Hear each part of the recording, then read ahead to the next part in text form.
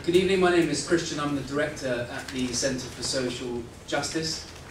It is a real pleasure to welcome you to tonight's inaugural Centre for Social Justice Good Society lecture, kindly hosted by Mishcon Blair, and I want to say thank you to Mishcon for brilliant hospitality this evening and a wonderful venue. In 2004, the Centre for Social Justice was established for one very simple reason: to put social justice at the heart of British politics. It was established to find, in doing that, and promote solutions to the root causes of poverty across the UK. We're an independent organisation because we met numerous people who were caught in a poverty trap and a spiral of social breakdown. And back in 2004, we had a British economy that was growing at record rates, public spending that was extremely high and rising. But we saw in so many communities that that rising tide just didn't lift all boats. Let me give you 7 facts about the British society that we have today. The number of households living in income poverty fluctuates and remains far too high despite record investment. Life expectancy in parts of the UK, in our inner cities particularly, is as low as 54 years old. Just think about that for a second. 54 years old, that's lower than Rwanda. And as you travel east on the Jubilee line from Westminster to Canning Town, you lose a year in terms of average life expectancy with every stop you pass through. Half of all children born today will experience family breakdown. 4 million people who were of working age were sat on out-of-work welfare benefits before the last recession when the economy was in boom mode. Over 1 million children have a drug or alcohol-addicted parent. On a typical day last year, 55,000 youngsters were truanting. And finally, over 1 million older people report feeling always or often lonely across the UK. About 500,000 saw nobody, for example, last Christmas Day, despite having family in the country. So that's the state of the nation in so many senses, and that list goes on. Now, I'm not saying that to bring the tone down, to make us slightly doom and gloom this evening, but it sets a tone. And what it reveals to us, and what it revealed to us back then when those trends were similar, was that a section of British society had become cut off from the rest. It was unmoved and untouched by the relative prosperity that was spreading across the UK. The social problems didn't go away because growth returned to the economy, and we shouldn't expect them just to go away if and when growth returns in the next few years. So this is where debates about society, and not just the economy, have their place. And the structures and the systems we create or displace within society really count. What kind of society should we build, and how can it be socially just? Well, the Prime Minister and the Conservative Party talk about building a big society. Ed Miliband and Labour speak about a good society. Some people even say, of course, there's no such thing as society. Which brings us to tonight and this series of exciting lectures. The CSJ has excellent relationships with Labour politicians and officials. We really value them immensely, and we recognise the tradition of social reform that flows through their party and its history.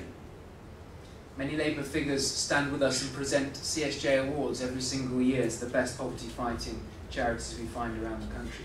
David Blunkett is chairman of our advisory council, and Frank Field sits on it too, which of course leads to some interesting discussions. We thoroughly enjoy going to Labour Party conference every year, and we always learn something. And we're really thrilled to be hosting this series of events for the Labour Party starting tonight. Ed Miliband's grab on the One Nation tradition, I think, has rattled Conservatives, and I think it set in train a really interesting vision battle for society over the next few years. Some say it's sparked the longest general election campaign in history, which I think probably depresses all of us, but we may find that that's true too. My hope for tonight, through listening to Graham Allen, is that we will hear some key ideas for what a good society might look like under Labour, but of course it's bigger than Labour. Graham and the CSJ go back a really long way, actually. Graham is a consensus politician. He is an issues politician first, and he's a party man second, or probably even further down the list, which is incredibly refreshing. And he tests out that consensus almost every year when we take him to Conservative conference. In fact, we just got back from Conservative conference with Graham, and it was about the most interesting thing we did all of the week, because he always turns heads when they see him there.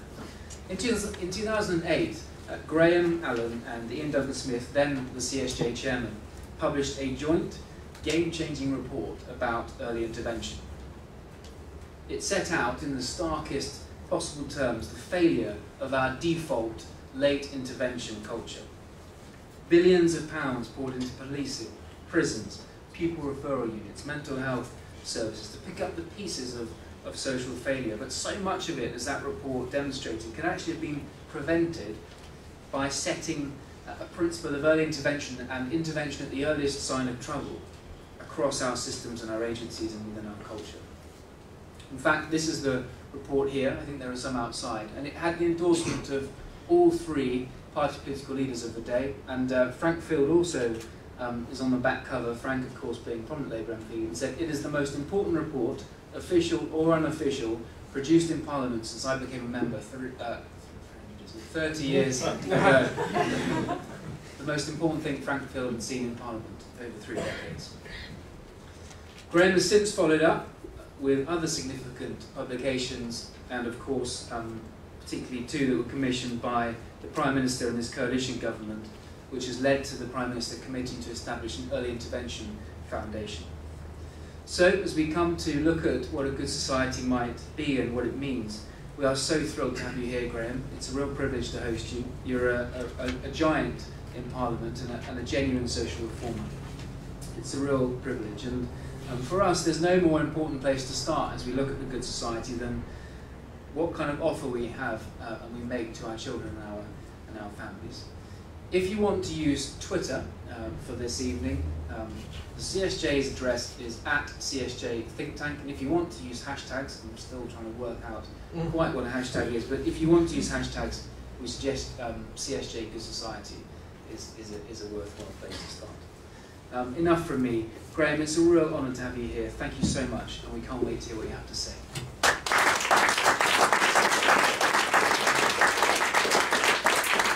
Thank you, Christian, and thank you all for coming out this evening. And I'm particularly looking forward to the interaction. I have to read you a lecture, but I'm particularly interested later on in hearing what you have to say and the questions you have. The good society is one where we constantly strive and work for improvement. So it's a process, not a plateau. It has to continue. And we will never have that society unless we think ahead, plan, strategise about our future. Unfortunately, those qualities are the ones most lacking in our current political and governmental system. To be frank, our politics and our administration is just not fit for purpose, if that purpose is to create a good society. But just as our battle to develop early intervention has shown me the problems of government, it's also graphically demonstrated that our entire political and administrative apparatus is reactive, firefighting, and short-term. In other words, the dominant culture that we have in UK society, late intervention, has failed, and it fails us in moving towards a good society. It needs to be rebalanced and reoriented towards an early intervention culture where preemption and investment are central. In other words, what I want to say tonight is not just that early intervention is a theory and a practice about families, but it is also going to teach us about the way the UK can better govern itself. So I'm extending that concept of early intervention away, or beyond, as it were, children, families and young people, into our governance and our democracy. Now, I come to that conclusion not least because of my own personal journey on early intervention. Early intervention never has just been about helping babies, children and young people achieve the social and emotional capability that we all enjoy. That's our mantra, that's our slogan, if you like. But it can also help eliminate the enormous costs of wasted potential, not just for specific individuals and families, but for the nation as a whole. When I went to see George Osborne recently, I said, Chancellor, I've got you the biggest deficit reduction programme you're ever likely to see. And he started to get quite interested then in early intervention.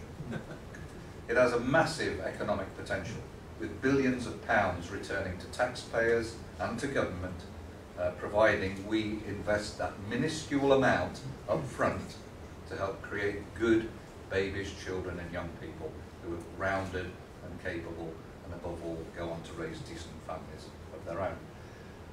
And what I want to do at this moment, it's quite a dark moment for those of us who've been with early intervention. Whitehall seems to be setting about the task of wrecking some of the structures we've created and deleting some of the funding of early intervention.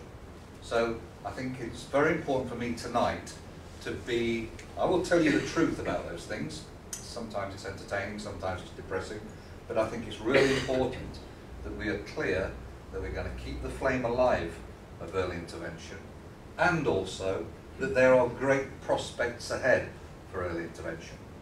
I believe early intervention has the potential to become the new economic orthodoxy, the political culture for the next generation, and a consensual ground for all political parties. It's the alternative to short-sighted deficit reduction, it's long-sighted value for money. Very soon, I believe, there'll be no one who thinks late intervention is a viable culture, that we can still carry the dead weight of hundreds of thousands of our fellow citizens underachieving and being dysfunctional. And it's a bit of a cliche, but mankind either adapts or dies. And if we don't adapt fairly quickly in this country, if we don't wake up to the culture change we need to make, then in the face of global competition, China and India, we will just become another market. A serious crossroads lies ahead. However, while all the political level now are thankfully opening up to the potential of early intervention, there is a dislocation which I want to talk about tonight. It's a dislocation between that political level and the implementers of policy within our administration, particularly the civil service in Whitehall. This is apparent very much so from those of us who are close to early intervention, but it goes much wider, and it leads to a dysfunction which is rotting away the heart of good government. So today what I want to do is try and synthesize my two passions, if you like, being chair of the Early Intervention Foundation and also being chair of the Select Committee on Political and Constitutional Reform. But before I do that, I'm conscious that there may be people in the audience who may not actually know too much about early intervention. And so what I want to do is to explain the evolution of that more conventional early intervention and create, as Ian and myself entitled that book, Good Parents, Great Kids and Better Citizens. And in order to do that, I'm going to ask Tom to play a video because I'm technically incompetent. But it's a video which has not yet been premiered. This is a pre-premiere viewing, especially for you.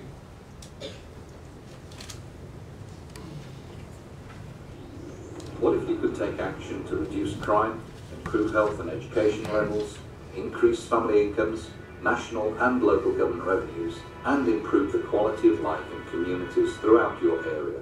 Where would you begin?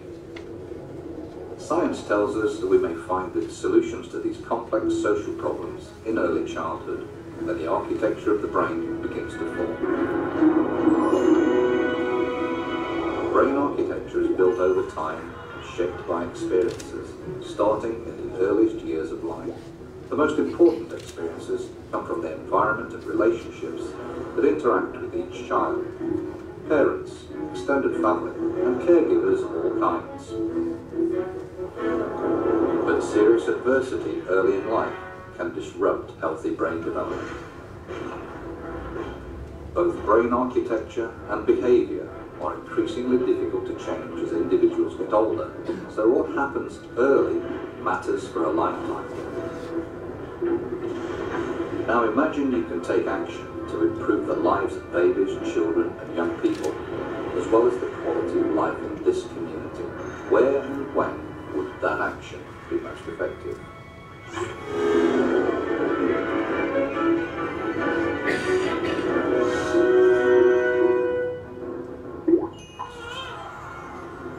The links between policy, parenting and brain architecture become much more clear when we can see how formative events, family and community environments affect child development. For example, policymakers want to make their community safer and healthier, or improve children's learning, or reduce the cost of social problems. A child raised in this environment may experience lower levels of stress and more opportunities for learning.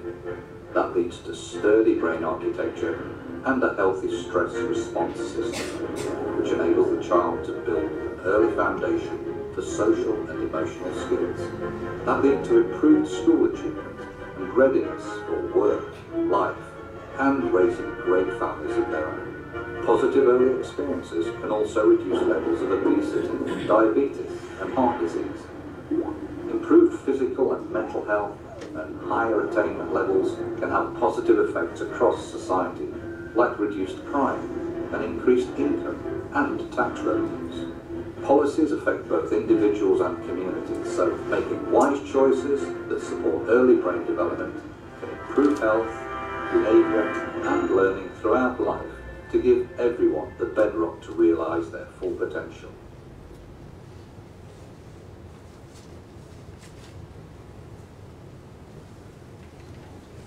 The Early Intervention Foundation will assess, advocate and advise on the best early intervention policies and practices.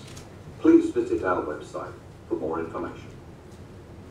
Well, it will advocate and advise and assess if Mr. Gove signs off the tender document that's on his desk as we speak, but we'll see.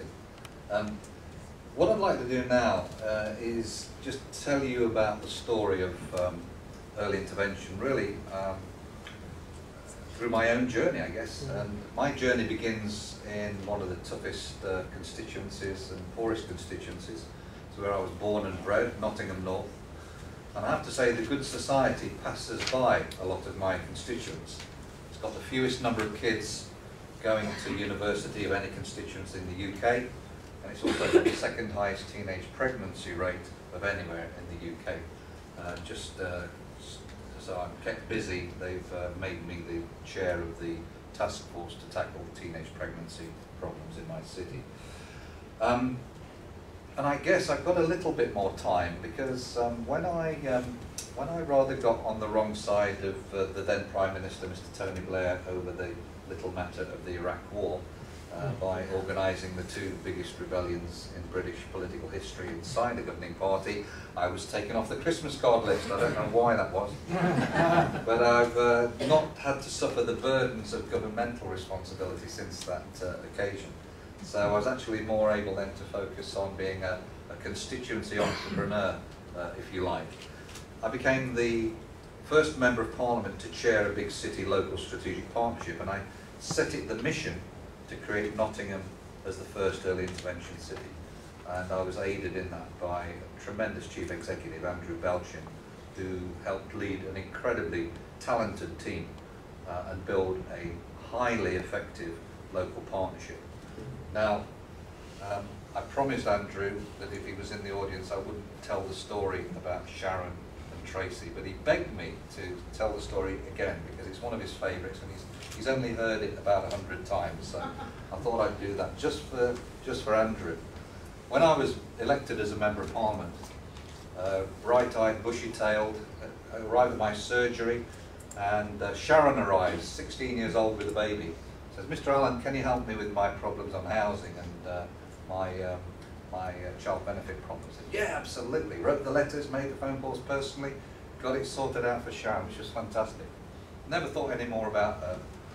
16 years later, somebody looked vaguely familiar. 16-year-old walks in with a baby. Yeah, it's Tracy.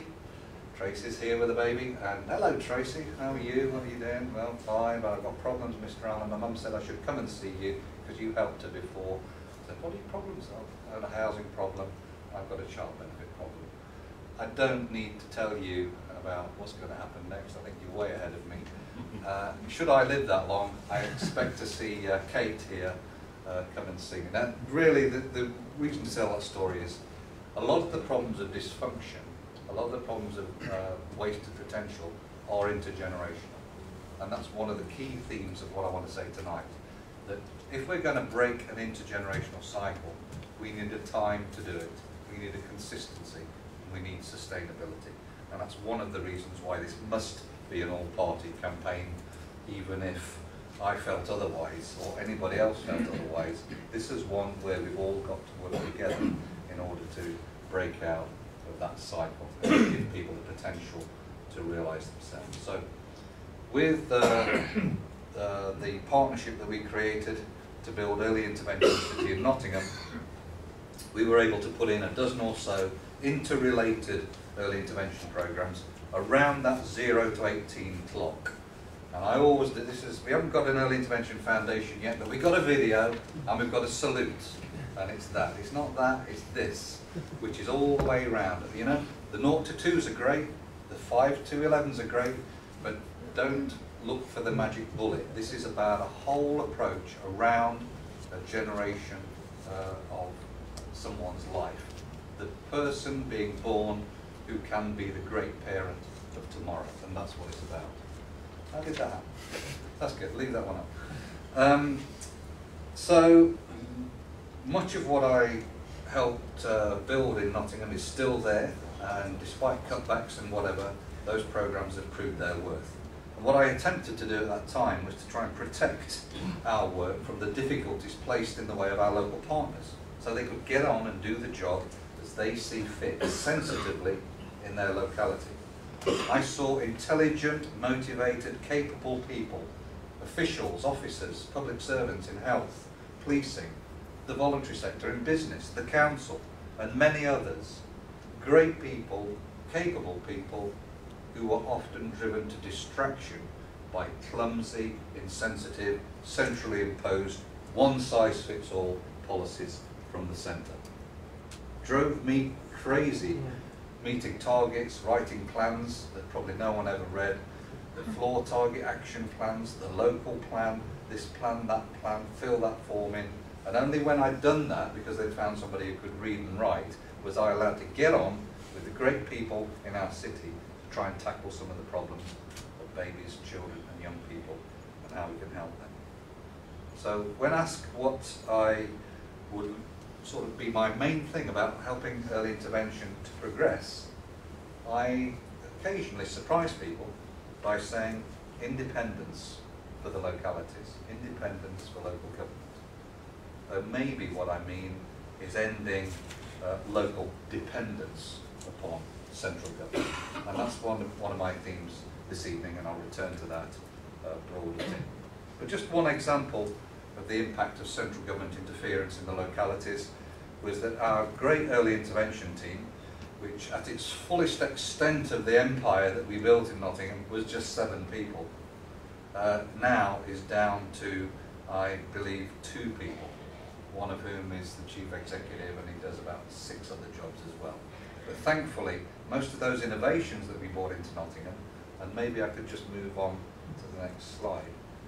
You won't be able to read that, but I'm trying to give you a sense of the comprehensiveness of what we're trying to do. But most of those we've managed to safeguard by getting them into mainstream providers. So, times are hard, but they're even harder if you're trying to do something which doesn't conform to the centrally imposed conventional wisdom. And that is what is holding us back in so many areas. Now, I just want to say a quick word, and I should say a quick word, about Ian Duncan Smith, not least since speaking here at the Centre for Social Justice. To his very great credit, Ian, having lost the Conservative leadership, went off on his road to Damascus, or in Ian's case, the road to East Glasgow, and came back fired up by seeing the consequences, really, of inadequate social policy. He set up the Centre for Social Justice, and he and I became collaborators on early intervention. Which doesn't mean, incidentally, that I'm Ian's spokesman on earth. It doesn't mean I'm prepared to answer questions on behalf of his views on Europe, defence, or even welfare reform. But we teamed up, and I think we did a pretty good job, particularly on writing that little book that Christian referred to earlier. It was essential to do that. Firstly, it gave an all-party view about early intervention, which needs longevity, which needs sustainability. Also, I think we actually helped change some of the terms of the debate. If you remember back to those times, it was we would shout at David Cameron or someone else, hug a hoodie, and the Conservatives, would shout back at Labour, ASBOs on embryos, talking about the family nurse partnership. That was the level of debate.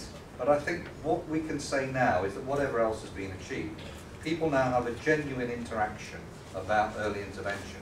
The vocabulary of early intervention is respected and well used in political circles. So that fundamental question of ensuring that early intervention is a philosophy, not a party policy. In other words, everybody has to share that again if we're to take early intervention across the generations to make the impact that it should. Now, I don't believe there was anything original in that book, but what I think was new was that we pulled those ideas together and we, for the first time, gave them a serious political dimension. The Prime Minister is now fluent in early intervention. Acting upon it may be a different thing, but let's get the fluency right first. And the same could be said of Prime Ministers Blair and Brown. So at the national level, and all three party leaders signing up to our documents, etc., gives us a very good signal. But also at local level. This issue isn't anymore the province of the directors of children's services. It's the chief executive in a local authority. It's the leader of council who wants to know about early intervention. So getting that foothold, I think, has been a very important thing to do. So continuing my story as a thread through what I'm trying to say tonight, when David Cameron became Prime Minister, he was aware of the work that we'd done in Nottingham and with Ian as well, and he asked me to do a report on early intervention for Her Majesty's government. It ended up being 2 reports. The first one on what is early intervention, what works, how do you do it, what are the key programmes, and the second one around the very important issue of finance.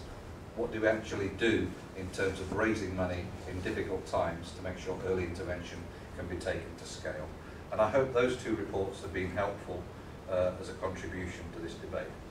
If you want those reports or a copy of the book that Ian and I wrote, whatever, my email will come up at the end of this slide presentation. So great, so far so good. We're getting the story out there, we're getting people interested. People are now turning on to early intervention. How do I do it? What can I do in my local authority? How will the new clinical commissioning groups work on here? Can we get to the police and crime commissioners? Can we give them a unique selling point when they're talking to their chief constables, etc., etc.? All great. So far, so good. But problems really start to begin when I wish to ensure that not only did I write 2 blockbuster heavyweight doorstopper reports, but I'd like them implemented, please. I'll compromise, not every dot and comma, just some of the key recommendations. That seemed to be, that really hit the nerve with the civil service. What you're meant to do is you write your report, you present it, you get your hand shaken by a Secretary of State, and then your job is done. Goodbye. And if you live long enough, you get your knighthood. My view was slightly different to that. And that is, I only ever wrote reports in order to activate real, practical implementation, to get the job done, to make a difference. And that was why I was in politics in the first place. So my view was that was just the beginning. There were 60 recommendations or so in those 2 reports, and they would stand or fall that whole effort, which took over 18 months, that whole effort would stand or fall on one key recommendation, and that is to continue the work by having an independent early intervention foundation. And why was that so fundamental? It was because all the other recommendations, 15 hours tuition for 2-year-olds, a proper transition between health and education, a way of developing social finance, etc., etc., etc., proper parenting program, dozens of recommendations, all thought through and hopefully coherent, would need an institution to guarantee sustainability. And that institution would need to be free from the day-to-day government meddling and insulated from the Treasury roller coaster that passes for financial management in this country. Only then could we pull together the evidence, making sure that we have the best practice out there of all the thousands of schemes and programs, what works, what's best, not to dismiss the others, but particularly to say, if this really works, if it's got good outcomes and we can monetize them, then we can draw in non-government money. We can draw in social and philanthropic finance to make sure these things spread wider and wider. Now, only then could we do that if we had an early intervention foundation, and it was a job which government, frankly, in the past, has, of all parties, has failed to deliver, and I will argue is congenitally incapable of delivering. So, to this point, political support, and indeed up to the current day, political support has been fantastic, been absolutely magnificent. The leaders of all parties, secretaries of state, have been involved at political level, have been wonderful, but that hasn't rolled over into Whitehall. And soon after my reports were published, it became very clear to me that a series of delays, obstacles and prevarications were happening, particularly around that effort to create an early intervention foundation. Now, even though I've been around the business of politics for 25 years, and I've seen my workplace, the House of Commons, being controlled and manipulated by Whitehall on a daily basis, they set my agenda every day, not Parliament, not fellow MPs, not legislators. But even with that experience, I was shocked that even with the direct personal decision of the Prime Minister, civil servants almost immediately could work to deflect his wishes. I had a face-to-face meeting with the Prime Minister in August of last year, and I'll tell you a little bit more about that. But the upshot was I agreed with the Prime Minister that in order to get the Early Intervention Foundation on a sound footing, we would need a sustainable income. To get that, the only way to do that was through an endowment. The Prime Minister agreed to match fund 10 million if I could find 10 million. At the civil service debrief the following day, yeah, I had someone in there, told you I've been around 25 years. Someone asked at this meeting, well, who does the Prime Minister think he is? And what budget does he have? Now, remarkable, shocking, exaggerated? Well, the proof of the pudding there is that at that meeting with the Prime Minister occurred 16 months ago, and even today we do not have the Early Intervention Foundation that he felt and I felt should be created. Not that we're at the end of the road on that, may I say, but even now we're still fighting to get that established. Even with strong political support, an extended battle then had to take place through Whitehall departments and the Social Justice Cabinet Committee. Of course, early intervention isn't helped by not being owned by one department and one accountable minister. Whitehall is notoriously poor at cross-departmental partnerships when compared to the localities. And certainly had people tried to run my partnership in the way that people run interdepartmental relationships in Whitehall, a few people would have been fired. Multi-departmental involvement, normal people would regard as an asset. Actually, in trying to get stuff done in Whitehall, it is a liability.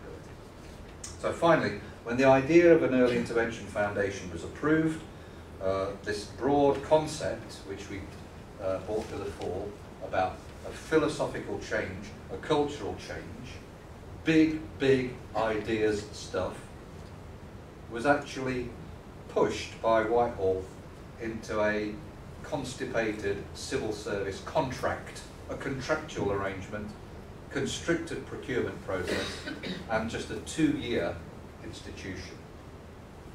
So we bottled this enormous, tremendous, wide, spanning, all-inclusive philosophy into a little 2-year contract. Okay, so we've got to play the game. We know that. It's a low aspiration, vanilla offer, but we're going to deal with it, and we're going to crack on, and we're not going to be put off. So we assembled, I would argue, possibly the most creative, motivated, and remarkable collection of people, early interveners, that has ever been seen in the United Kingdom. And if we missed anybody out, I want to know who it is, because I want them back on my team. They all worked for love, not money, and what a privilege it was to work with those people. So our bid to create the Early Intervention Foundation that we had invented was submitted on time, and the decision was promised on a yes or no, 30th of July this year. Came to 30th of July, waiting for the phone, looking at the post, no decision. So having worked through a report, having battled through committees and Whitehall, we got to a point where we fulfilled a contract, written what I think was a stunningly capable contract with the best people in the UK, and the people we were writing that contract for did not deliver. Not even a yes or a no. And I've got to say, there's no urgency, there's no business-like culture in Whitehall, delays are endemic, yet accepted, and at best I find that unprofessional and sloppy. At worst, it's a culture that you might describe as deliberate and destructive. Above all, it's immensely frustrating to those who want to get on with the job, and immensely damaging to those who want to donate and want to get involved financially. It hits their confidence too.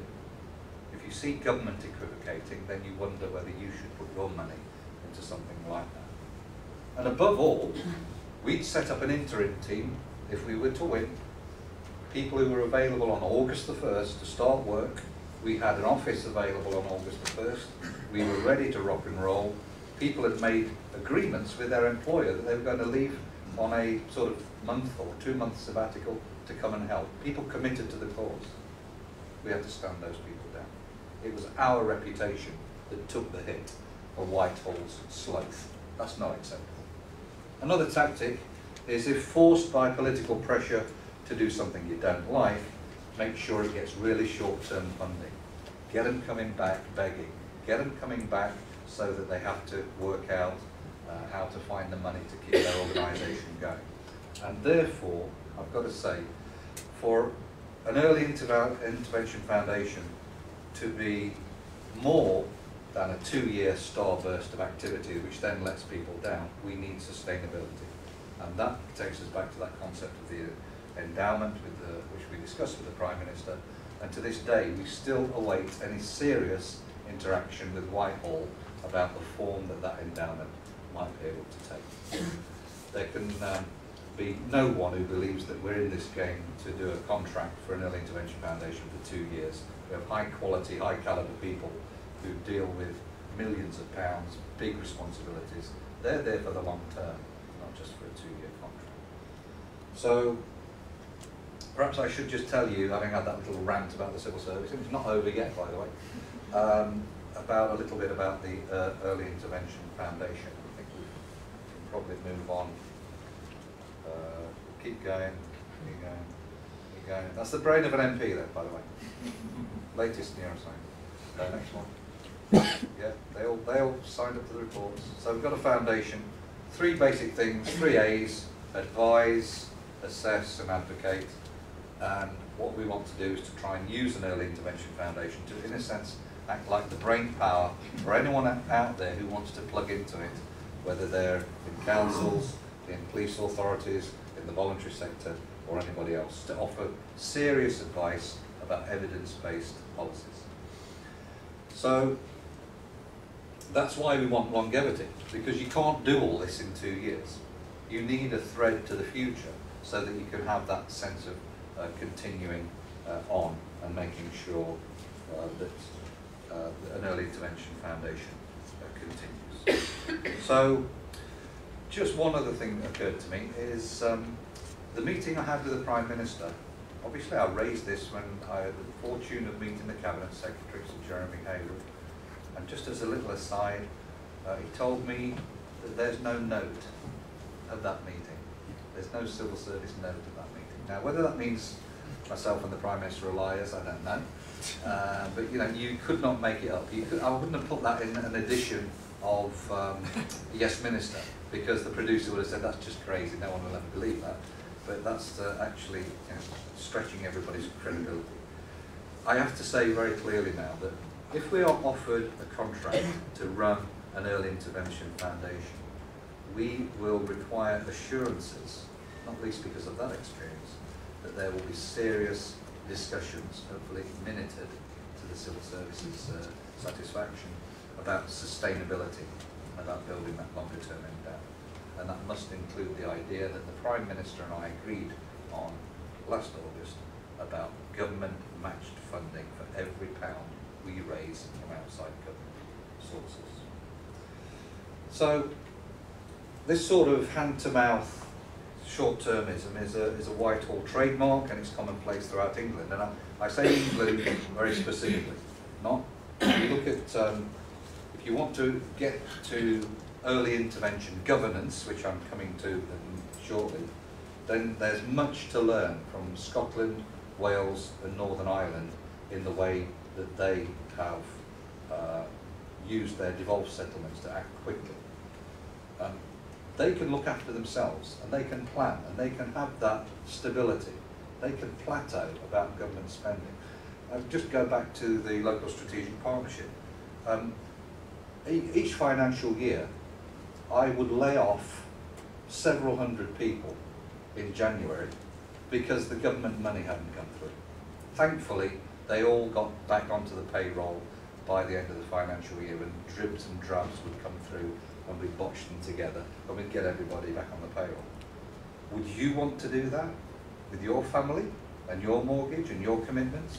You know, it's a crazy way that everything has to be micromanaged from Whitehall, even on relatively small beer, like keeping a local strategic partnership and all its programs going. And that, I think, again underlines that we have to develop sustainable policy making as an alternative to the Whitehall model. The centre replicates abject, fatalistic and risk-averse culture at local level, and often turns brilliant and committed people into an underachieving army of Whitehall Cybermen. And this means that our localities, upon which we should depend, underachieve massively. Now, politicians can't solve this. We must intervene much earlier. This is where early intervention as a political aspect can be developed. We've got to intervene way earlier, and I believe we've got to structurally remove Whitehall from issues where they have neither the competence nor the locus for petty interference.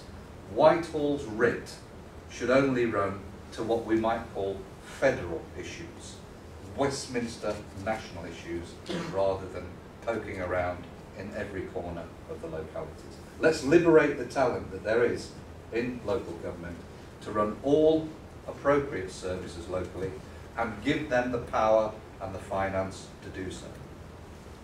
Failure to be clear about roles doesn't just happen with new mums in dysfunctional families who really just need a little bit of help to help babies, children and young people develop their social and emotional capability. Failure, to be clear, is evidence at the very top. A parliament which schizophrenically tries to hold to account the very government that controls its agenda. No written constitution, so we all know who's meant to do what. We early interveners are taught to regress back from the symptoms to the essential causes of dysfunction. And with our politics, the essential cause of dysfunction is a lack of clear political primacy in the UK. Who's meant to be running the country? And the way that Whitehall then fills that vacuum. Now, this is one area, and probably the only area, where I agree with Mrs. Thatcher, that it is politicians who decide, and it is they who should carry the can or receive the bouquets. Now, reasserting political primacy will be difficult.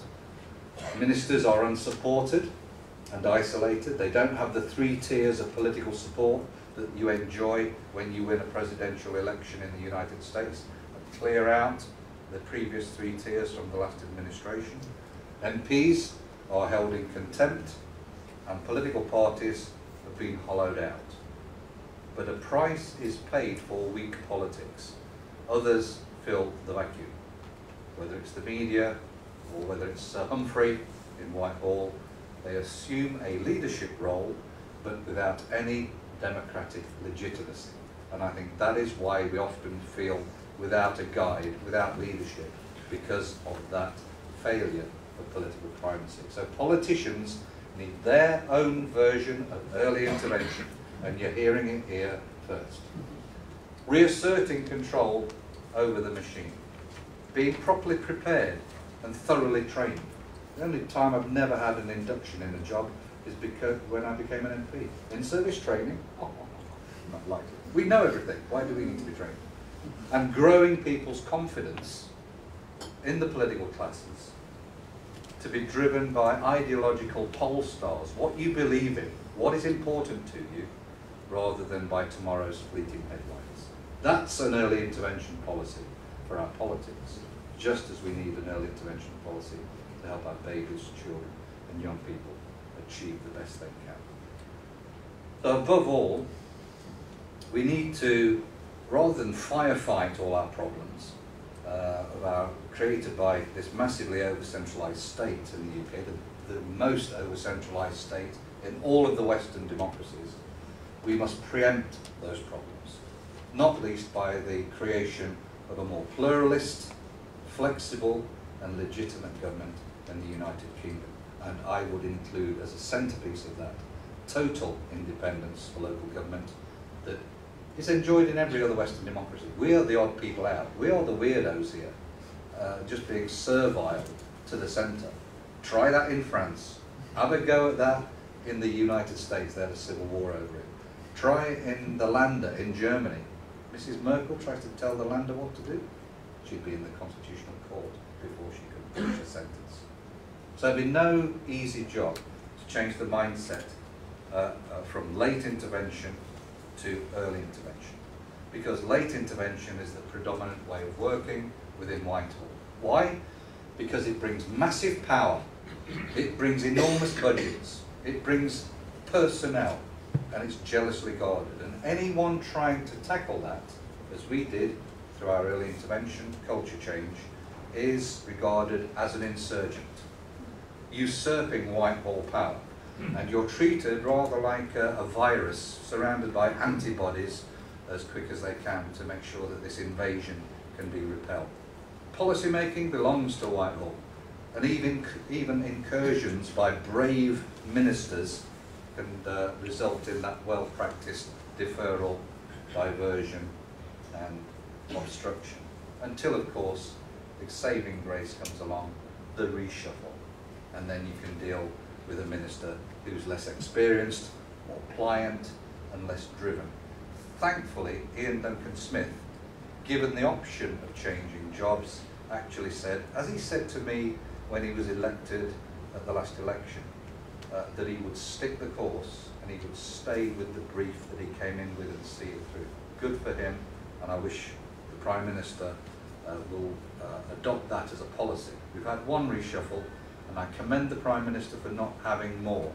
The Blair government used to think either was a reshuffle every 12 months or so, and people were ready for it and anxious about it for the previous 6 months, paralysing the political classes rather than supporting and sustaining. I think it does not have to be like this. And again, other Western democracies are better than us at maximising the contributions of politicians and administrators, all working together at the local as well as at the national level, in the legislature as well as the executive. And you don't have to go to Spain or Germany or Italy or the States or anywhere else to look at that. Look at the way, again, that the devolved powers have been liberated by the devolution settlement that has come forward over the last few years. Scotland's a great example where devolved policy making can be more inclusive and speedier and more timely. This again is very apparent in the field of early intervention. Scottish Parliament have agreed a 5-year package. Can you imagine that happening in Westminster or in Whitehall? 5 straight years. So £50 million, and that's a big chunk out of that budget, in each of 5 years for their early intervention programme. Roots of Empathy happens to be, in my opinion, one of the best programmes around. They're rolling that out as fast as they possibly can, right across the nation of Scotland. The Family Nurse Partnership, again, one of the ones at the top of the tree in terms of an evidence base, a 30-year evidence base that you can work on. That's being rolled out again, expeditiously in Scotland. Such flexibility and timeliness does not exist, cannot exist in England, where local government is the passive recipient, the agent of the next one-size-fits-all bright idea, probably unproven, probably unevidence-based, that emerges out of Whitehall. So I welcome the debate that we're having about devolution and independence in Scotland, and perhaps it will wake up the quiescent English population to demand Devo Max for England as well in British, or rather English, local councils. England, the last country in the empire. We can do better. So here, government talks, the localist talk. This government and the previous one, yet just last week, they decided, oh, we're in favour of localism, but what we're going to do is we're going to take £150 million away from local government early intervention policies. The early intervention grant that I'll come to maybe the next one, Tom, perhaps flick that one up. The early intervention grant for local councils. So they nationalised local money and turned it into a centralised kitty for who knows what Whitehall master plan, based upon who knows what evidence base. And the thing is, if you have a disaster caused by a local decision, it affects your locality, it's not good news, but you can recover. You can learn from near neighbours. If you have a disaster born and bred in Whitehall, it impacts on every single corner of every locality in the land, and often requires years to be put right by those who don't want to lose face for having made that original decision. Give it another couple of years, I'm sure it will work. Thomas Jefferson once said, "Were we to wait for Washington to tell us when to sow and when to reap, we would soon want for bread." In England, it's the babies, children and young people who they want for early interventions that will inoculate them from the dysfunctionality that some of them suffer and enable them to fulfil their full potential. We in government are letting them down, and we have to do better than this. Last thing, probably most revealing of all, about how government is not fit for purpose. Just again, an example from our small field of early intervention. That's the end of this early intervention grant.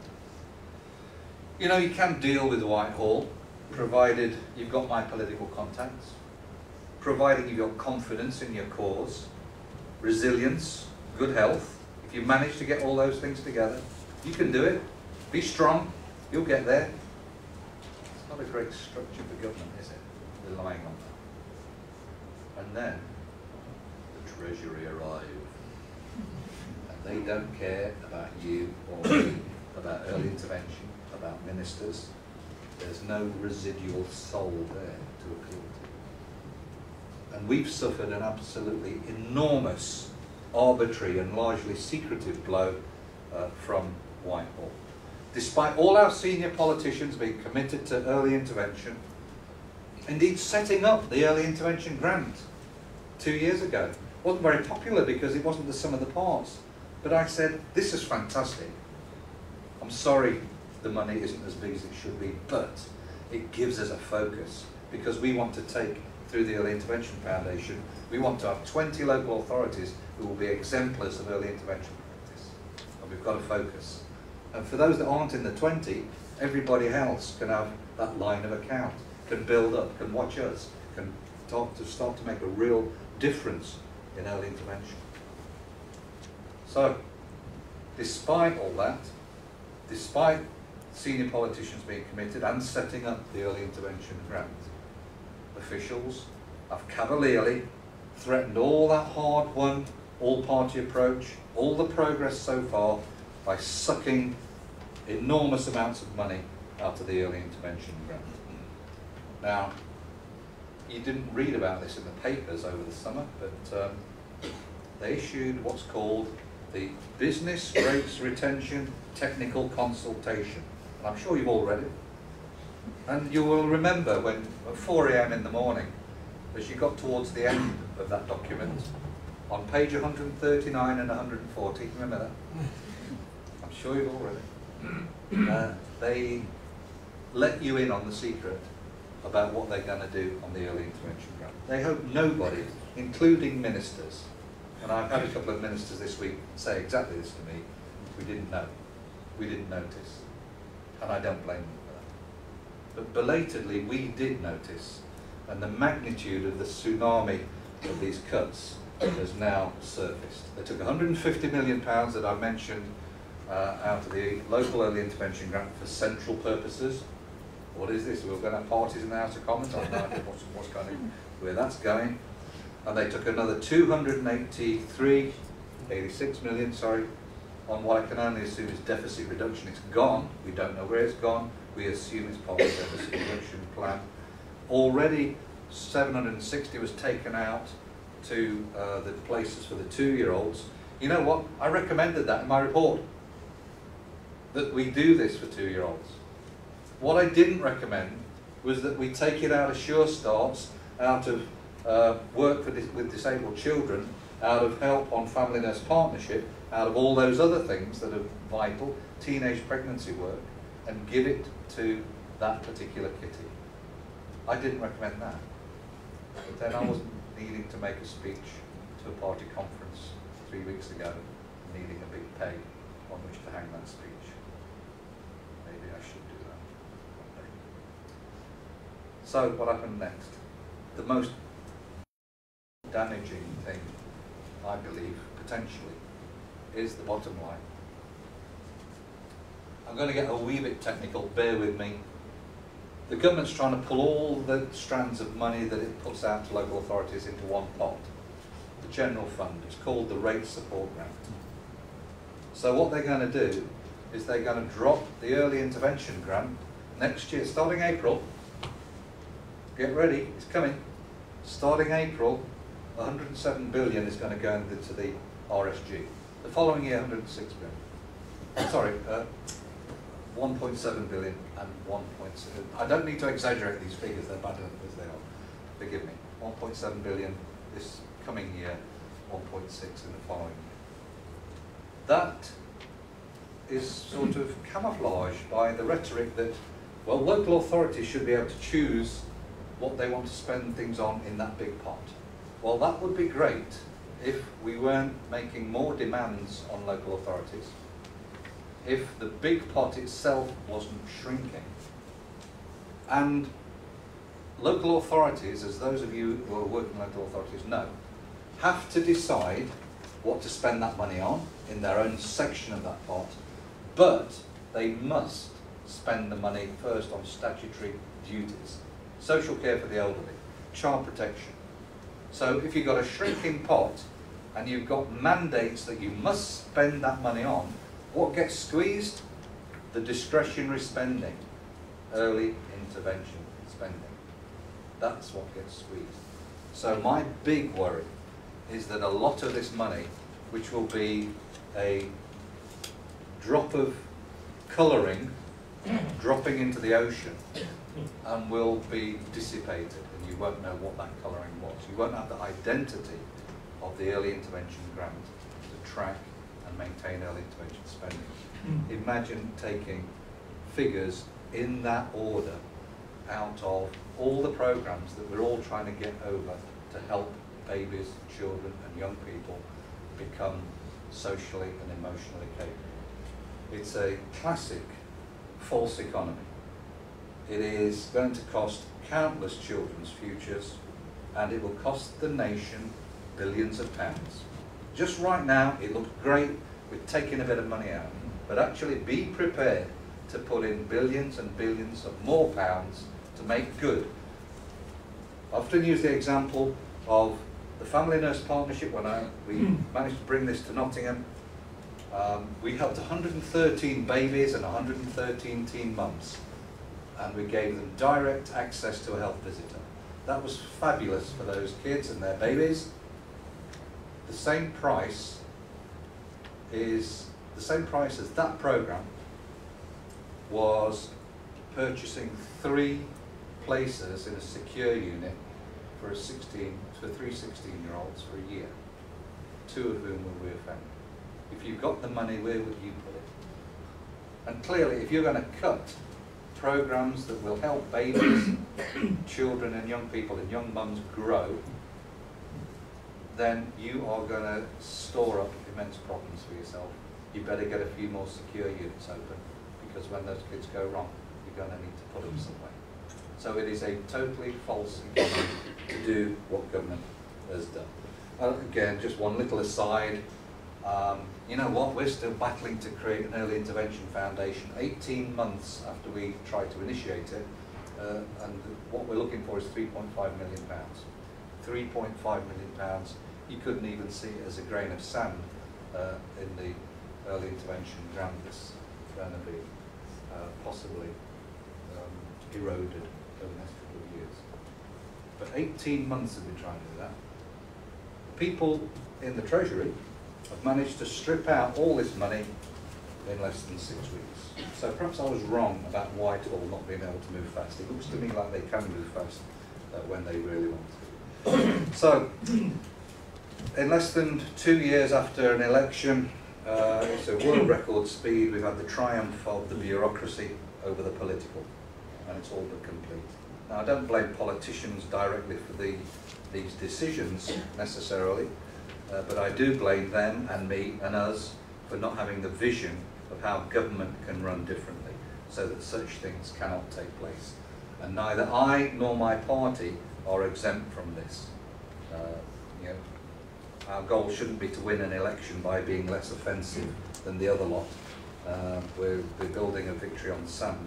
What we all need is a philosophy, a new philosophy and practice of government which is based on the principles of early intervention, not just taking our turn to ride the existing Whitehall donkey round the block. Now, I've got a really nice quote here about what we need to do in some of this stuff. We must not let ourselves believe that a bit of technocratic tinkering here, a bit of constitutional consultation there will do the trick. I believe there is only one way out of this national crisis that we face. We need a massive, sweeping, radical redistribution of power. I think it's Tony Blair, maybe. Through decentralisation, transparency and accountability, we must take power away from the political elites and hand it to the man and woman in the street. Thank you, David Cameron. Now, I agree with David, as I do on many things.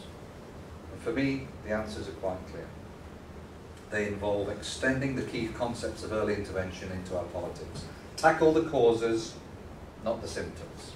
Not just the symptoms. Yes, we will always need a fire brigade, but we need a national smoke alarm campaign too.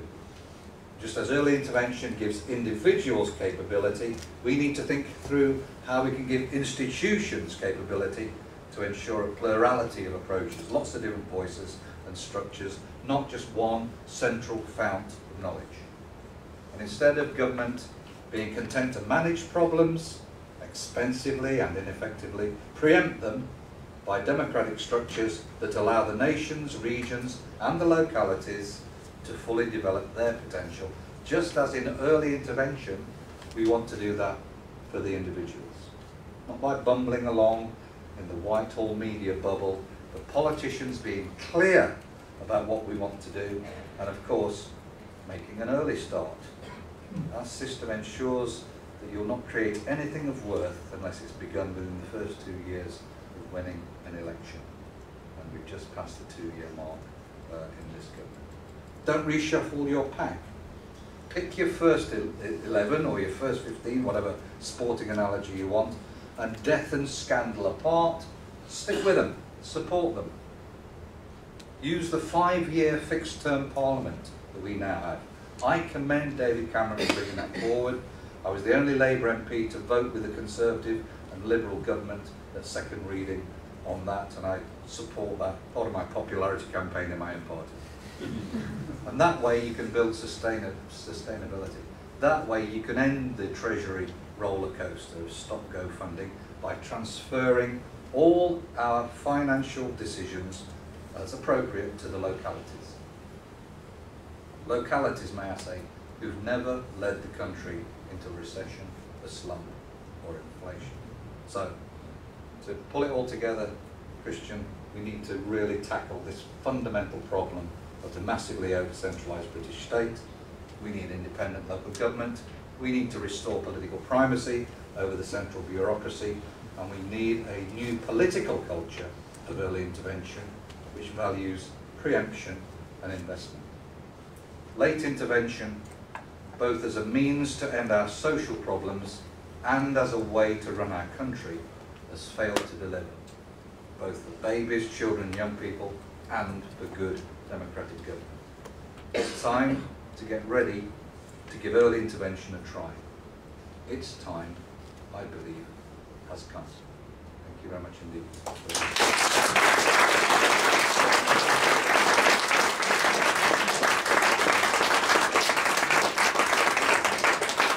Thank you, ladies and gentlemen. Just by way of a dessert, I've got my favourite little video clip that I want to show you. Don't run just yet, but we've got a little school for teen mums, and I was up there the other Friday. 5 teen mums, they're all aged 15, all got little baby on their knees, and I had a quite private chat with one of the girls, and I said, "Oh, you talking away to baby, you reading?" I "Don't talk to my baby can't talk." So there wouldn't be a conversation, was what she was saying. But didn't understand that one of the ways you get a conversation out of a baby, and I'm not being disrespectful to the young lady, she just didn't know. And of course she's in a great spot to know, and she will know, and she will develop, which is wonderful. But just to show how babies who can't talk and can't communicate, I want to show you how manipulative these little bees are at the age of, I think, 10 minutes old. Tom, would you help me?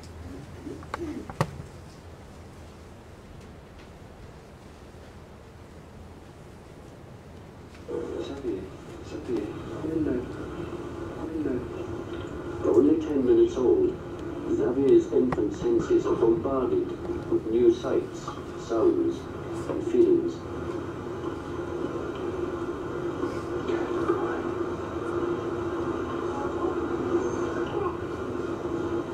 He watches his father pull faces, and then slowly responds.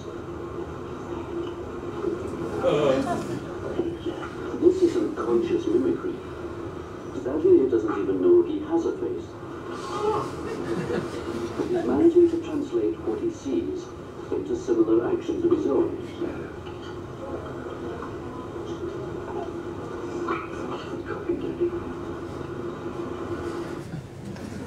So, you know, I reckon if a 10-minute-old can do it, I think if we all work together, we can get Messrs. Cameron, Miliband and Clegg to stick their tongues out too. Thank you very much.